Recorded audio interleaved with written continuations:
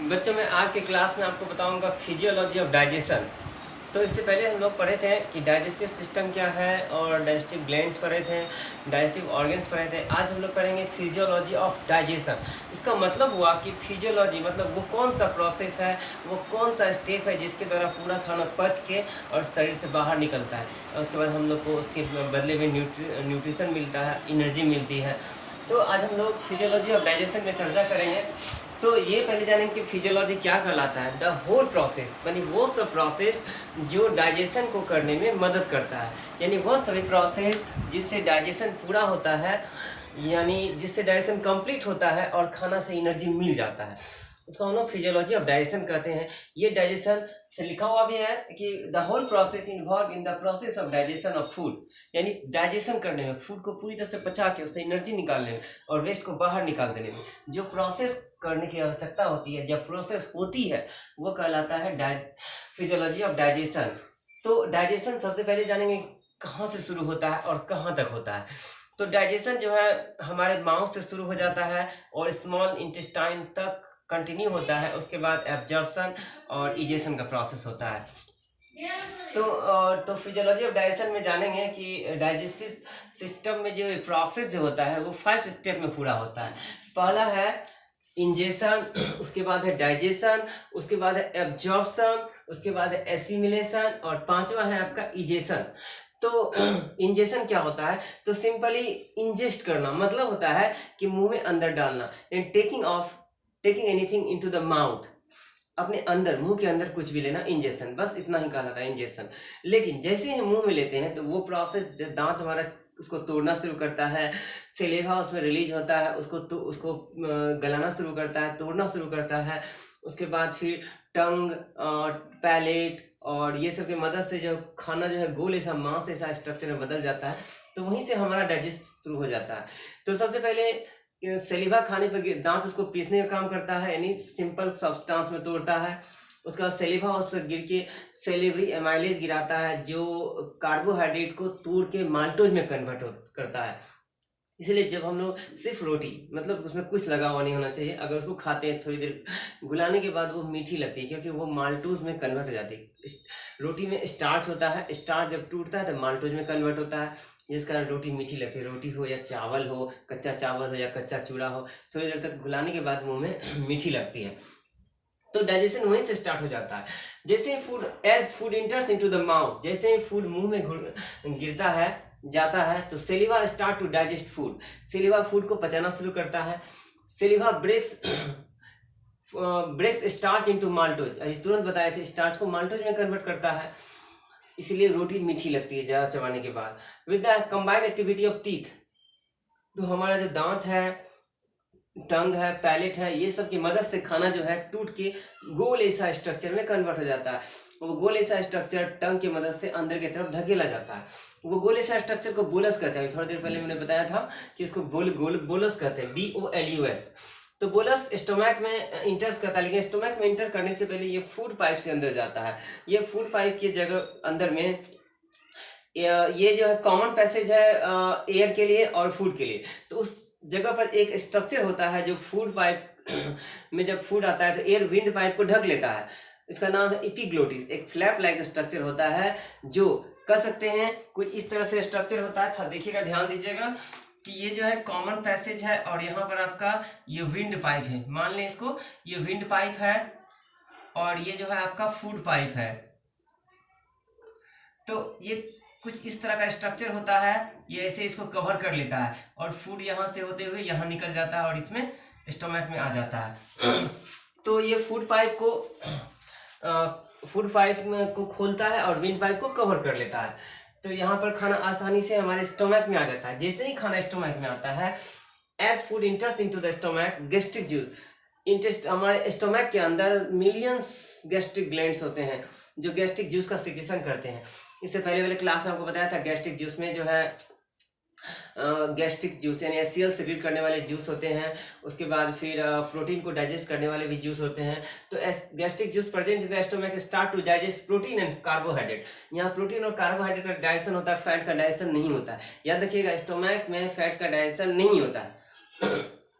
तो तो gastric juice contains HCl, ये HCl कंटेन करता है पेप्सिन, प्रोरेनिन और गैस्ट्रिक लाइपेज। तो मतलब स्मॉल अमाउंट में कार्बोहाइड्रेट ये फैट पच सकता है, लेकिन पूरी तरह से फैट का डाइजेशन वहाँ संभव नहीं है, क्योंकि उसको डाइजेस्ट करने के लिए पैंक्रियोजाइम प्लस बाइल जूस ये दोनों का होना जरूरी है। इसलिए जिसका लीवर खराब रहता है उसको तेल वाला चीज ज्यादा नहीं पचता है।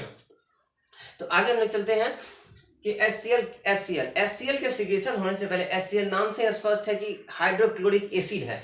ये ऐसा एसिड जिसको हाथ में लग जाए तो हाथ को भी जला देगा। तो हमारे पेट में ये जूस गिरता है, तो सोचिए पेट में गिरता है तो पेट को क्यों नहीं जलाता है? तो इसके पीछे कारण है कि ये HCl गिरने से पहले वहाँ म्यूकस का सिक्रेशन होता है। म्यूकस एक मोटा लेयर बना देता है स्टोमक के अंदर के चारों तरफ, और उसमें जब HCl का सिक्रेशन होता है तो खाना पर ही HCl का प्रभाव पड़ता है और हमारा स्टोमक बच जाता है। तो ये क्वेश्चन भी पूछा जा सकता है कि why not HCl harms our stomach wall. तो इसीलिए क्योंकि पहले म्यूकस का सिक्रेशन होता है, म्यूकस बेस होता है, HCl उसमें गिरता है तो HCl बेस मिलके दोनों न्यूट्रलाइज हो जाता है और हमारे स्टोमक के वॉल को कोई नुकसान नहीं पहुंचता। अब इससे आगे हम लोग जानेंगे कि HCl और क्या करता है। तो हमारे खाने में मौजूद कीटाणु अगर खाने के साथ चला आया है किसी भी तरह से, तो कीटाणु HCl से नहीं बचता है, वहां पर HCl के द्वारा वो मर जाता है, मतलब कीटाणु वहां गल जाता है या किसी तरह से किल हो जाता है, कह सकते हैं। तो ये HCl खाने में मौजूद कीटाणु को किल करता है। उसके बाद ये प्रोटीन को भी तोड़ने का काम करता है। अब वहां पर देख सकते हैं हम लोग कि HCl पेप्सिनोजेन को एक्टिव पेप्सिन में कन्वर्ट करता है, और प्रोरेनिन यानी बच्चों में जो होता है, जब बच्चा दूध पीता है तो उसको एंजाइम पचाने वाला रेनिन होता है, तो प्रोरेनिन एंजाइम को HCl रेनिन में कन्वर्ट करता है। और HCl जो है सोल्यूबल प्रोटीन को सोल्यूबल पेप्टॉन्स में तोड़ता है। पेप्टॉन्स मतलब प्रोटीन का छोटा छोटा कण जो आसानी से एब्जॉर्ब कर लिया जाता है। उसके बाद फूड जो है स्मॉल इंटेस्टाइन में आता है। स्मॉल इंटेस्टाइन बताए थे आपको कि डियोडेनम, जिजनम और इलियम का बना हुआ है। तो डियोडेनम के रीजन में थोड़ा सा ध्यान दीजिएगा कि जैसे ये फूड पाइप यहाँ आता है तो यहाँ ये मेरा स्टोमक है और यहाँ से स्मॉल इंटेस्टाइन शुरू होता है, तो यहीं पर लीवर बाइल जूस सिक्रेट करता है और यहाँ से पैंक्रियाज पैंक्रियोजाइम सिक्रेट करता है। तो ये दोनों का सिक्रेशन इस डियोडेनम में होता है, और यहाँ मौजूद पैंक्रियोजाइम प्लस बाइल जूस दोनों मिलके प्रोटीन, कार्बोहाइड्रेट, फैट तीनों का डाइजेशन करते हैं। बाइल जूस फैट को तोड़ता है, और पैंक्रियोजाइम में 3 एंजाइम होता है, trypsin, pancreatic amylase, pancreatic lipase. ये तीनों, पैंक्रेटिक एमाइलेज कार्बोहाइड्रेट को तोड़ता है, पैंक्रेटिक लाइपेज लिपिड को तोड़ता है, ट्रिप्सिन प्रोटीन को तोड़ता है। अब यहाँ पर प्रोटीन का टूटने का भी और फैट के और कार्बोहाइड्रेट के टूटने का भी प्रोसेस शुरू हो जाता है, और ये लगभग 2 घंटे तक चलता है। और ये जब पूरी तरह से फैट जो होता है फैटी एसिड ग्लिसरॉल में टूटता है, प्रोटीन पेप्टॉन्स में टूटता है, एमिनो एसिड में टूट जाता है, और पैंक्रेटिक एमाइलेज जो है ग्लूकोज में कन्वर्ट कर देता है कार्बोहाइड्रेट को। इस तरह से पूरा डाइजेशन जो है हमारे स्मॉल इंटेस्टाइन में हो जाता है। उसके बाद फूड जो है लार्ज इंटेस्टाइन में इन करता है। तो फूड जैसे लार्ज इंटेस्टाइन में इन करता है तो फूड उस समय स्लरी होता है, मतलब कह सकते हैं कुछ लिक्विड टाइप का होता है, जिस तरह से कह सकते हैं कि सत्तू को घोल के हम लोग पीते हैं उस टाइप का होता है। फिर वहां से वाटर और सॉल्ट का एब्जॉर्प्शन होना शुरू होता है लार्ज इंटेस्टाइन में, और वाटर और सॉल्ट का एब्जॉर्प्शन होने के कारण हमारा स्मॉल इंटेस्टाइन में फूड जो होता है सेमी सॉलिड हो जाता है, और वो फूड पहले ascending column, transverse column, descending column, और फिर आके जो है सिग्मॉइड कॉलम से होते हुए रेक्टम में आके जमा होता है, और रेक्टम में जब प्रेशर होता है तो वो बाहर निकलता है। तो जो बाहर निकलता है उस प्रोसेस को इजेशन कहते हैं। लेकिन उससे पहले एक प्रोसेस है आपका एब्जॉर्प्शन। डाइजेशन के बाद एब्जॉर्प्शन है। एब्जॉर्प्शन क्या होता है? तो हमारे स्मॉल इंटेस्टाइन में देखिए, थोड़ा फिगर बोर्ड को मिटा नहीं सकते, अभी समझाना है बहुत सारा बात। तो इस स्मॉल इंटेस्टाइन के अंदर ढेर सारा फिंगर लाइक प्रोजेक्शन होता है जिसको माइक्रोविलाई कहते हैं।